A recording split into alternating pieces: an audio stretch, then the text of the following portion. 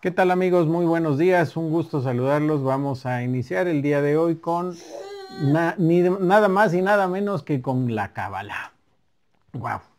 La Cábala es algo que han estado constantemente pidiendo que se toque, que se utilice, que se manifieste todo este tipo de cosas que están tan interesantes.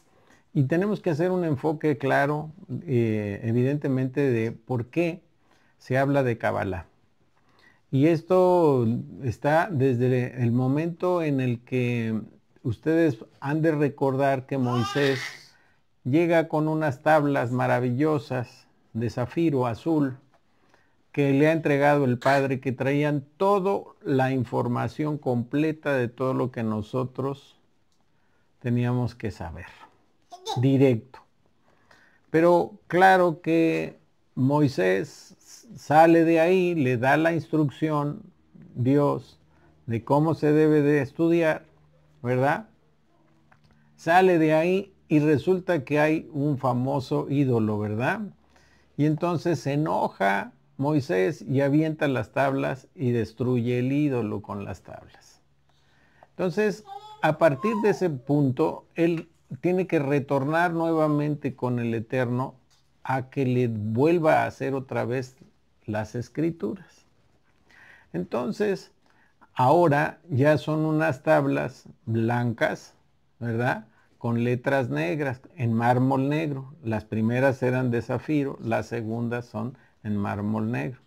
Pero evidentemente el Eterno dice, no, ahora voy a esconder todo el conocimiento sagrado y profundo para que el que verdaderamente conozca y crea en la verdad y que expanda su conciencia, entonces pueda recibir todas las cosas de este mundo, lo que está destinado para este mundo. Entonces, ¿qué sucede? Sucede que aparece una doctrina, ¿verdad? Que va a ser una doctrina oral y aparece una doctrina escrita. La doctrina escrita son las famosas tablas blancas, ¿verdad? Con la escritura negra. Algunos escritos lo romantizan diciendo fuego blanco sobre fuego negro, ¿verdad? El mármol y la letra escrita negra ahí anclada en el mármol, en la piedra. Pero ahora resulta que ya están codificados, ya hay misterios a resolver. ¿Por qué? Porque nosotros ya Dios hasta cierto punto ya no nos está permitiendo conocer toda la verdad como era en un principio. Porque en el principio pues estaban revelados todos los misterios. Entonces, ¿qué sucedió? Pues algo maravilloso. Empezó la doctrina oral. El Eterno le dice a Moisés, mira, esta es la doctrina escrita y esta va a ser la doctrina oral. Esto se explica de esta manera, ¿sí? Y entonces agarra el libro, ¿verdad? Y le dice, esto se escribe y se interpreta así. Esto se interpreta así. Y entonces aparece lo que es la doctrina oral y la doctrina escrita. La doctrina oral, a esa doctrina oral después se le llamó Kabbalah. Kabbalah viene de un verbo hebreo que dice kibum, que quiere decir recibir o recepción, que estás recibiendo. Información, estructura, base fundamental, para comprender los sagrados misterios ocultos dentro de las sagradas escrituras. Entonces, en la Kabbalah hay unas variantes muy interesantes de las que se habla frecuentemente. No se puede hablar de Kabbalah si no se habla de la gematría, el notaricón y el témura, ¿verdad? Estas prácticamente son doctrinas que en un momento dado son necesarias para que nosotros vayamos comprendiendo lo que es la recepción, la Kabbalah. Vamos a hablar hoy, el día de hoy, de lo que se llama la gematría. Y vamos a hacer un poco de historia de la Kabbalah. Hay muchas personas que dicen que la Kabbalah empezó en el siglo XIV. Eso no es cierto. El relato que acabo de comentar es precisamente el momento y el motivo y causa y razón por la cual nació la doctrina oral.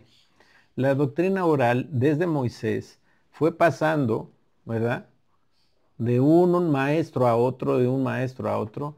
Y sí, efectivamente, en el siglo XIV hizo su aparición, pero ya en su forma escrita, como un libro llamado Zohar, ¿verdad?, o el libro del esplendor, así se le conoció. Entonces, sobre todo, por ejemplo, en las regiones de España, se fueron algunos judíos muy importantes a vivir ahí, y ahí se desarrolló también lo que es prácticamente lo que vamos a nosotros conocer del siglo XIV. Hay personas que dicen, no, es que esto nació ahí nació. Pues tristemente quiero comentarles que no, que la doctrina oral, ¿verdad?, nació con Moisés y se fue pasando de rabino a rabino. Y en el momento en el que llegamos al tiempo de Jesús, hay un rabino llamado Rabbi Shimon Bar Yochai. Ese rabino es muy importante porque se le llama la vela perpetua. Cuando llega la invasión romana, empiezan a matar a los rabinos judíos y también empiezan a hacer la destrucción de todos los escritos de los judíos. Entonces él toma lo que puede y se esconde en una cueva. Al día de hoy todavía en esa cueva hay una peregrinación a la cueva de Rabbi Shimon Bar Yochai, porque es en donde nace el temor más grande de que la doctrina oral se pierda, porque de alguna manera la doctrina oral se habían dado en diferentes libros, se había anotado en diferentes libros algunas cosas de la doctrina oral para que la enseñanza fuera completa, ¿verdad? Pero entonces a él se le llama la llama perpetua porque es prácticamente el hombre que va a formar lo que se llama el Zohar o el libro del esplendor. En el Zohar va a estar incluido precisamente todo lo que es la información de la doctrina oral que Moisés le entrega a Rabbi Shimon en ese momento, cuando él estuvo durante 11 años ahí metido, escondido en una cueva, haciendo meditación. Moisés se le revelaba y le decía, ahí te va, esto va así. Y algunas también son anotaciones en el Zohar, podemos encontrar anotaciones del propio Moisés, porque en un momento determinado él deja inscrito, ¿verdad?, algunas anotaciones que para él son importantes, de carácter muy elevado dentro de lo que es el conocimiento espiritual profundo. Y entonces lo que hace es que empieza a formarse lo que es la doctrina del conocimiento de la Kabbalah.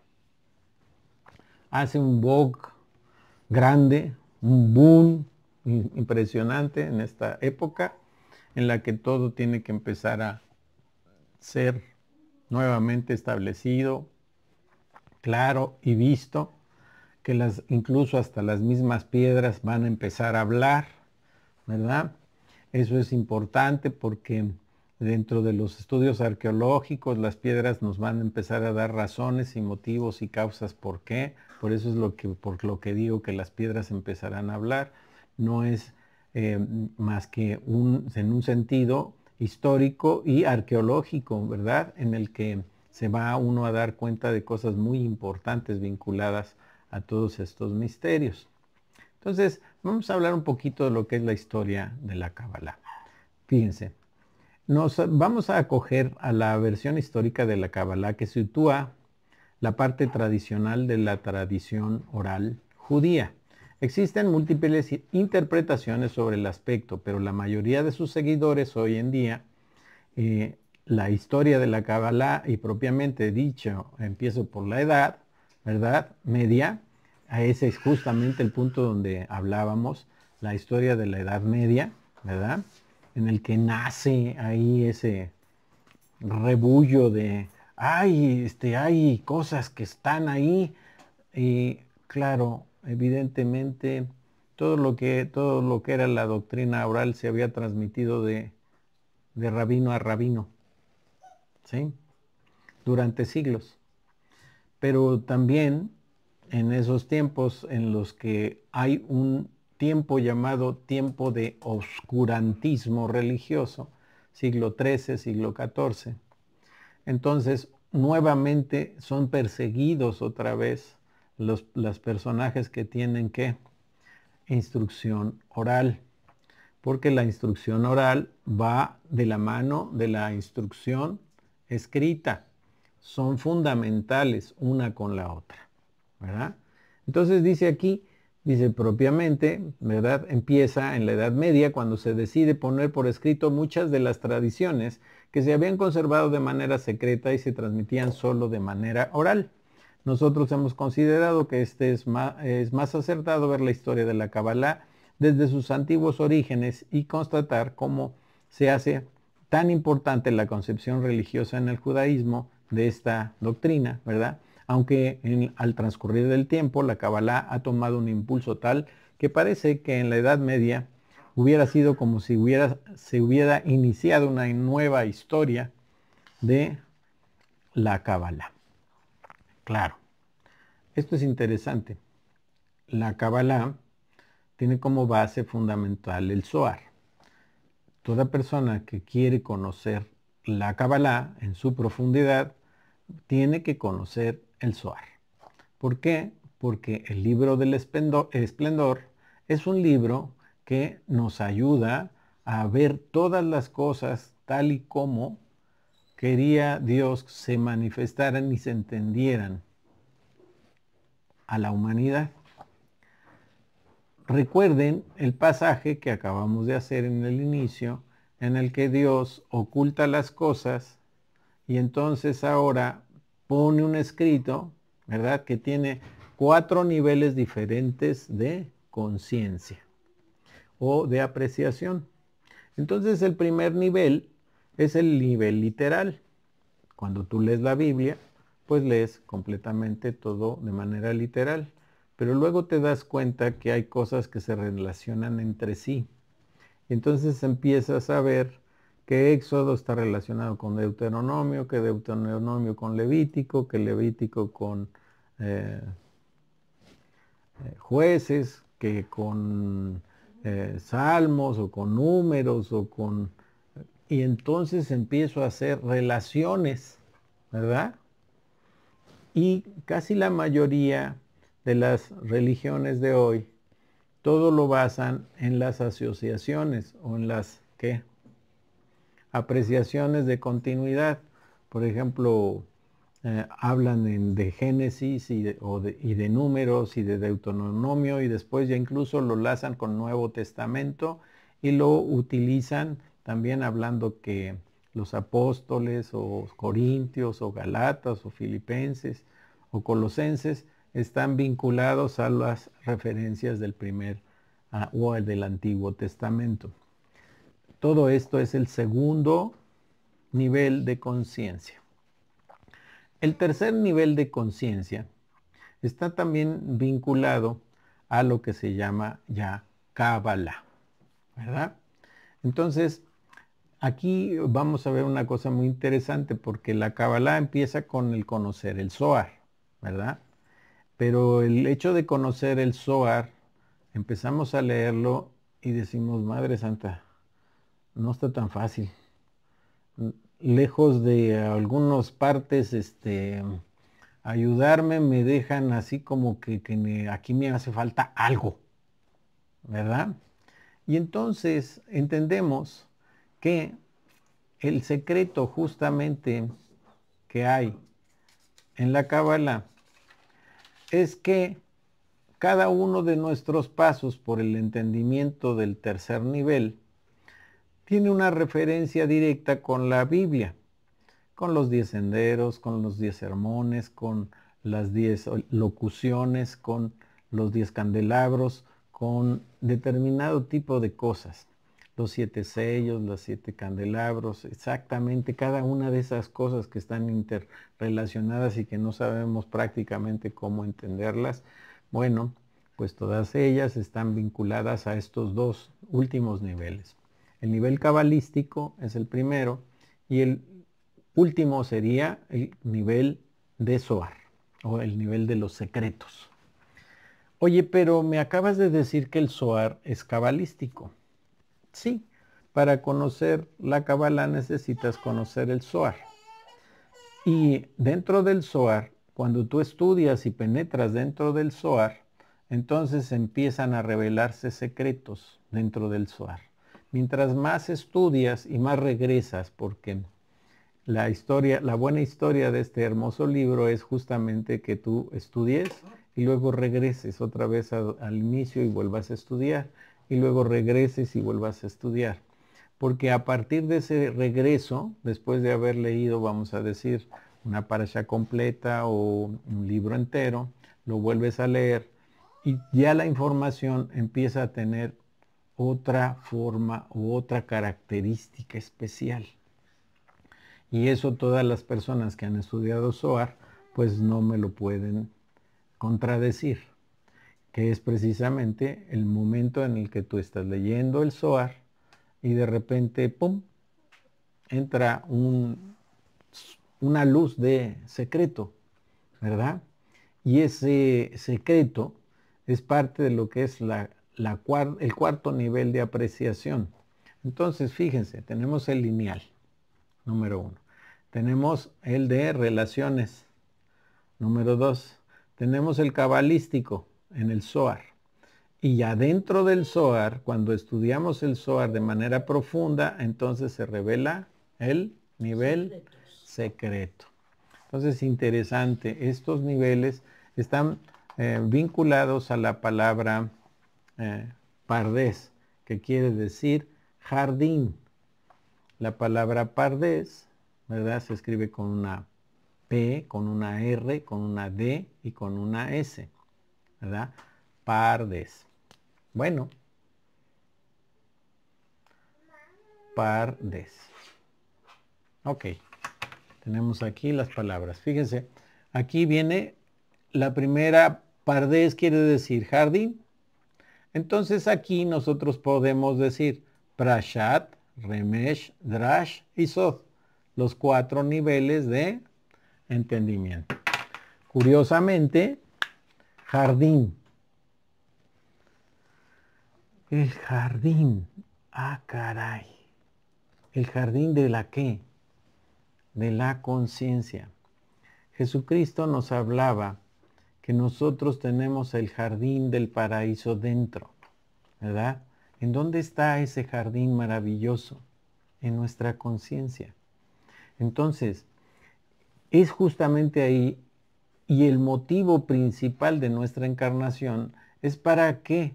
Para que se expanda la conciencia, para que nos abramos a aprender del amor divino, de la conciencia divina. Entonces, ese objetivo es un objetivo fundamental. Y esto prácticamente se entendería como si fuera un verdadero propósito. La vida tiene un significado en sí mismo. Sí, la vida en sí misma tiene un significado, ¿verdad? Hay gente que piensa que porque la vida misma tiene un significado, pues ya carece de propósito. Bien, pero ¿qué pasa si nosotros decimos, entonces, qué caso tuvo que Jesucristo viniera y nos enseñara todo lo que nos tenía que enseñar y todavía se dejara inmolar? ¿Verdad? Es la cabeza dura de la humanidad y el corazón enturbiado que produce que en un momento determinado nosotros no abramos nuestra conciencia a la verdad ni nuestro corazón al amor. Entonces, esta relación es una relación que tiene propósito. Ese propósito es justamente aprender a amar como la fuente, amor divino, amor verdadero, y a adquirir conciencia de las verdades del universo y de los demás universos y de las más dimensiones, para después comprender la hermosa presencia de Dios anclada en nuestro corazón. Pero fíjense, cuando nosotros ya hemos llegado a un estudio tan profundo y hemos alcanzado un nivel tan elevado y hemos empezado a conocer la verdad a través del Zohar y el Eterno se va revelando constantemente y mostrando su presencia y su amor, pues llega un momento de fin, de principio, ¿verdad? De conocimiento, empezamos a leer el Zohar, empezamos a hacer nuestras relaciones y seguimos estudiando el Zohar, nos hicimos muy entendidos en el Zohar y muy sensibilizados en nuestro corazón. El Eterno nos llama y nos llama justos. No nos llama sabios, nos llama justos. ¿Por qué? Por una cosa muy interesante. El sabio puede llenarse de ego espiritual y hay gente que es sabia, pero está llena solamente de orgullo espiritual. Y el justo ha comprendido el sentido de la vida, ha balanceado los dos pares de opuestos y ha entrado en el equilibrio principal o fundamental. Y ha conocido la verdad del amor y la verdad de la conciencia. Entonces, ahí hay cosas muy interesantes, ¿verdad? ¿Por qué? Porque conforme nosotros vamos estudiando y aprendiendo, el Eterno se va revelando, se va revelando, se va revelando, se va revelando. Claro que todo llega a su fin. Y cuando nosotros estamos llenos de Espíritu de Dios, que es justamente lo que decía Jesús en algunas de sus parábolas, ¿verdad? Dice, ustedes hagan como que tienen hambre, ¿verdad? Y siempre estén sedientos y hambrientos del conocimiento divino. ¿Y para qué es esa sedienta y gran hambre que puede tener un ser humano? Pues es para llenarse del Espíritu de Dios. Entonces, cuando sucede eso, pues resulta que llega el momento en el que empezamos a dejar el yo y empezamos a hacernos más uno con él, ¿verdad? Pero eso es cuando ya llegamos a una meta superior, cuando ya llegamos a una meta elevada. Algunas personas entienden y ahora muy popularmente piensan que el hecho de renunciar a sí mismo de una manera inmediata nos hace conectar con lo más alto y pum, y se acabó. No es así. Todo tiene un proceso. Y ese proceso tiene que ver con una purificación de la conciencia.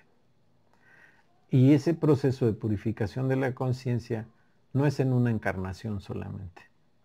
Porque necesita el alma irse purificando al grado de llegar a tener una cristiandad impresionante, a una claridad impresionante. Porque sólo así, con esa claridad que es la luz de la conciencia y la luz del amor, ¿verdad? Y la fuerza del amor que comunica y conecta todas las dimensiones, es así como nosotros nos unimos al Eterno. No es nada más porque nos dijeron es que el método rápido es así. Voy a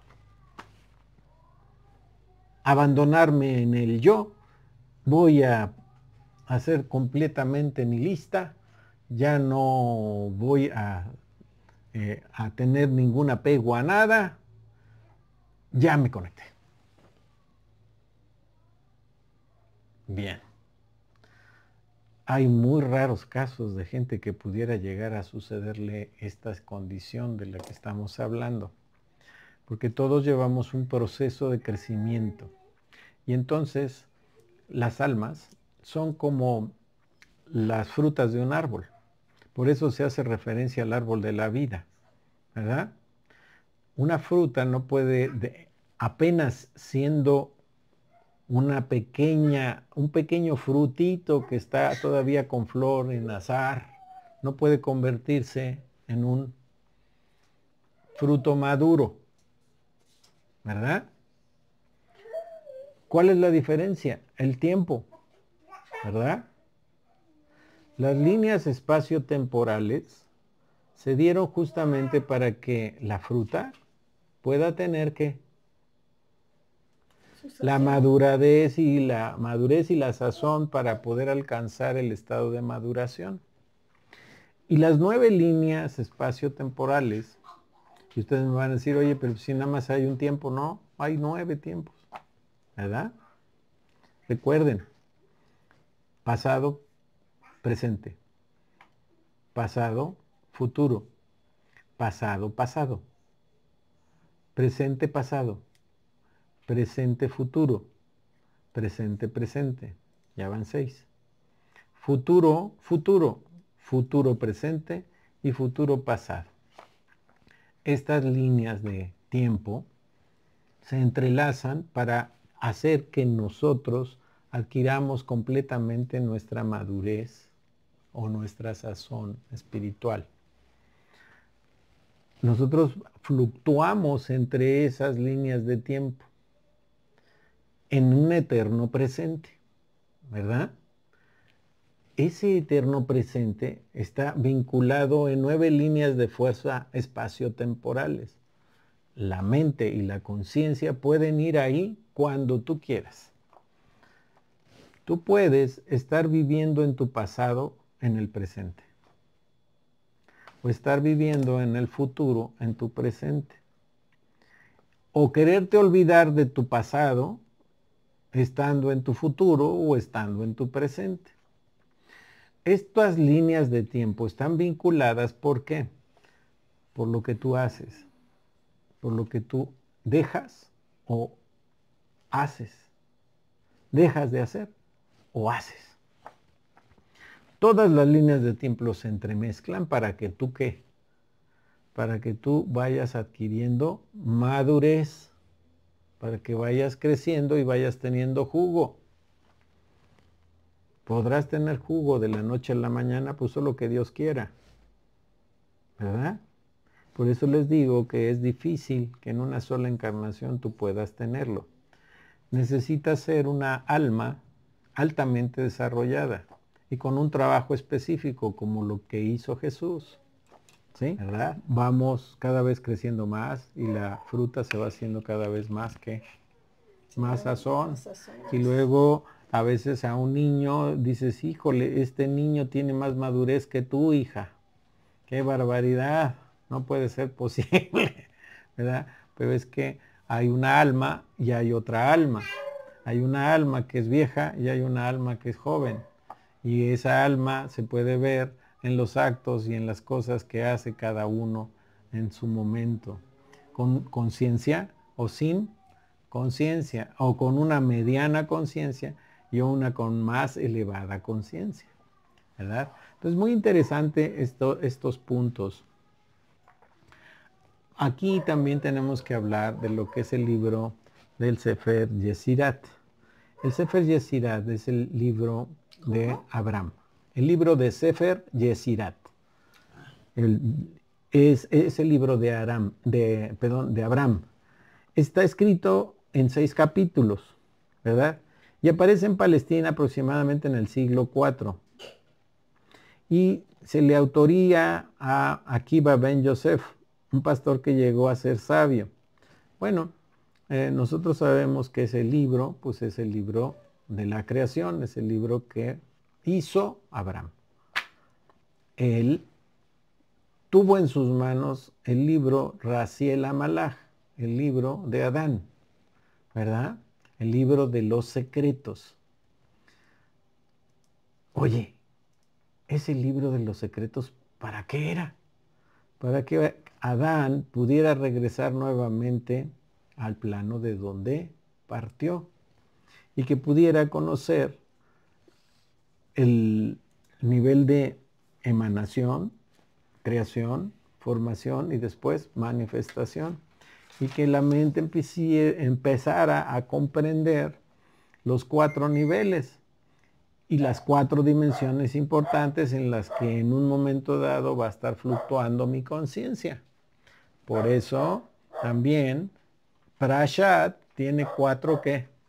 Niveles de conciencia, y en el libro de la creación nos hablan justamente de la creación entera, ¿verdad? Pero nos explican también que hay una parte, ¿verdad? Un plano de emanación, un plano de creación, otro plano de de formación y otro de manifestación. Oye, Raúl, pero eso que me estás diciendo no aparece nada en la Biblia, así como no. Vámonos a Génesis, ni más ni menos que 27. Génesis 27:1. En el principio, Dios creó al hombre a su imagen y semejanza. Dice crear.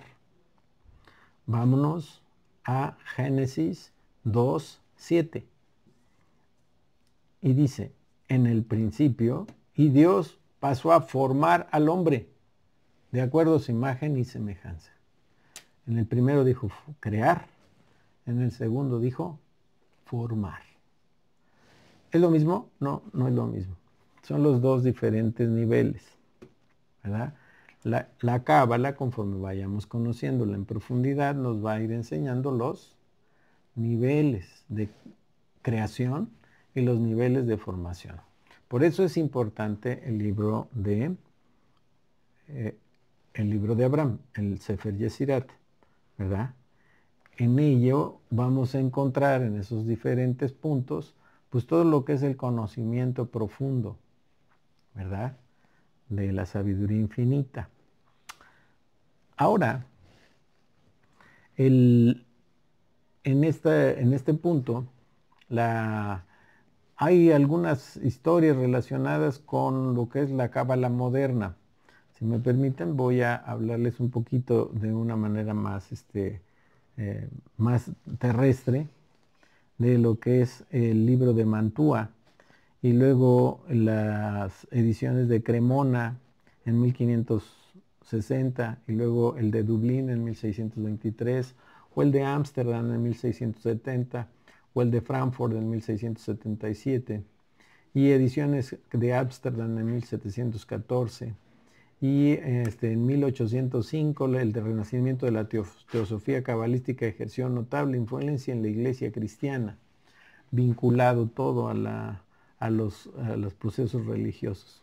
Bien, aquí vamos a ir observando pues cómo hay una estructura muy importante que vamos a manejar en pantalla, ¿verdad? Que es justamente lo que es la estructura de la cábala. Ustedes van a ver aquí esta imagen que es justamente una cábala, ¿verdad? Ahí está con sus 10 sefiras y sus uniones, ¿verdad? Que son los misterios, ¿verdad? Y también aquí hay una estructura que es justamente lo que es la cábala. Nosotros vamos a poderles mostrar justamente que dentro de la estructura de la cábala hay lo que se llama cábala teórica y lo que se llama cábala práctica.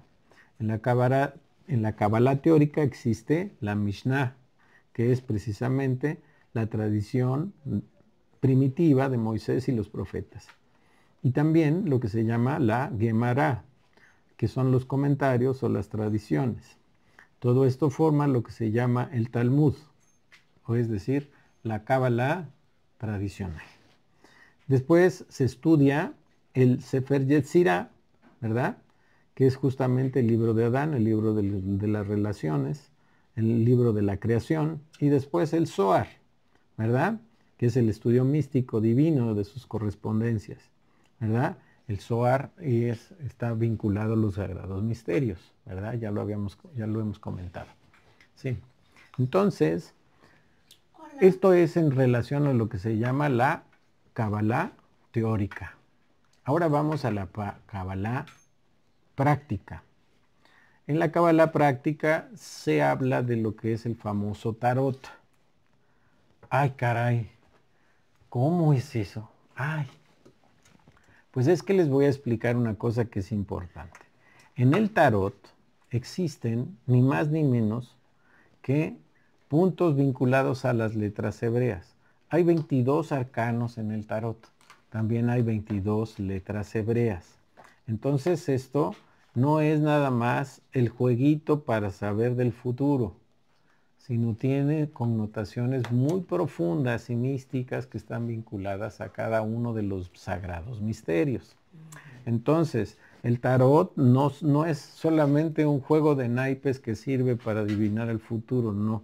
Es un conocimiento espiritual que se tiene que ir entendiendo para entender los misterios de cada una de las letras del alfabeto hebreo. ¡Órale! ¡Qué interesante!, ¿verdad? Bueno, ahí vamos a encontrar grafismos y jeroglíficos sintéticos. También vamos a encontrar la mística de las letras y por supuesto también la mística de los números. Y por último, dentro de lo que es la Kabbalah práctica, ya vimos que hay Kabbalah teórica y Kabbalah práctica, vamos a encontrar las famosas clavículas de Salomón, o los manuscritos mágicos atribuidos a Salomón. Ahí encontramos lo que se llama la Goesia mayor y la Goesia menor. Salomón escribe dentro de los principios, ¿verdad? Sus principios de los arcanos mayores y de los nombres sagrados también, porque vincula a los genios de cada uno de los nombres de Dios, ¿verdad? Va acomodando un sello, les va poniendo un sellito a cada uno de los nombres de Dios. ¿Arcanos? No, arcanos son portales o misterios. Arcanos quiere decir portales o misterios. Sí. Los arcanos, podemos hablar de los arcanos del tarot o los arcanos de los misterios vinculados a las letras hebreas, están relacionados íntimamente con lo que se llama la Goesia mayor y menor. La Goesia es la parte mágica, la parte espiritual más mágica, en la que se metía solamente Salomón, ¿verdad? El rey David, ¿verdad? Los que conocían los sagrados misterios y colocaban, hacían lo que se llamaban pentaclos. Un pentáculo es un círculo que en el interior colocaban letras hebreas y nombres de Dios para protección, para bienestar, para abundancia, para determinado tipo de cosas. Entonces, los pentáculos son justamente ya la parte más profunda de lo que es el conocimiento cabalístico. ¿Qué se sugiere? Que eso no se ocupe hasta que se tenga conciencia para qué se hace y para qué se ocupa. En el transcurso de las clases vamos a ir dándonos cuenta de cómo es que se ocupan y para qué se hacen, ¿verdad? Es muy interesante este punto. Pues bueno, entonces ahora les voy a leer un poquito de lo que es la Cábala, de lo que es la tradición oral. Dice, en la elaboración de la Cábala priman los objetivos cualitativos sobre las intenciones estéticas. Más que esforzarse en la belleza de las palabras que se transmiten, se intenta ofrecer una ayuda a aquellos que quieren solucionar las dificultades de su vida. La Kabbalah es una enseñanza oral que por esencia rechaza toda forma escrita y fija, y es una enseñanza que se nutre de la vida y que quiere reflejar la complejidad de la misma, enriquecida por la experiencia de cada seguidor de Dios. Bien, aquí lo más importante es que llegó un momento en el que se divorciaron la ciencia de la religión, ¿se acuerdan? Entonces, la ciencia jalaba para un lado, la religión jalaba para otro. Y entonces fue un momento de separación de todo el mundo, ¿verdad? No debes separar lo que siempre ha estado unido. Siempre ha estado unido. En la plática de inicio vimos cómo Moisés recibió las primeras tablas, las azules. Y luego cuando se enojó, se las aventó al ídolo y entonces Dios se las repuso con unas tablas de mármol blanco. Pero esas ya estaban codificadas, ya tenían secretos guardados. Y esas son las que prevalecen hasta el día de hoy. Están aquí, como lo que tú conoces llamado Biblia. Oye, pero lo que yo conozco llamado Biblia, entonces, ¿tiene secretos? Sí. Y Dios le enseñó a Moisés cómo revelar esos secretos. Y le dijo, mira, esta es la doctrina oral, pero esto solamente lo van a tener los sacerdotes para que cuando vean que una persona está elevándose de buena manera, entonces le den los ¿qué? Los secretos. Ah, órale. ¿Verdad? Y el Zohar es justamente la doctrina oral. Por eso es importantísimo. Hemos estado hablando en todas las clases de que existen la tesis, la antitesis y la síntesis de todas las cosas. Hay tres cosas, ¿no? Bueno, una es la escrita, otra es la oral y otra es la que nace de la fusión de las dos, que esa es la que hace que crezca tu conciencia y tu corazón. Ándale. ¿Está captado la idea? Sí, es decir, cuando yo leo el Zohar y leo a su vez la Biblia, lo que estoy haciendo en mi conciencia es sembrando la verdad con base sólida, científica y filosófica o religiosa. Entonces, porque el Eterno, al haber creado todo esto, pues sabe perfectamente bien en dónde va la ciencia y en dónde va la filosofía y cómo se unen las dos. Pero es hasta nuestro tiempo cuando nosotros entonces, ¿qué?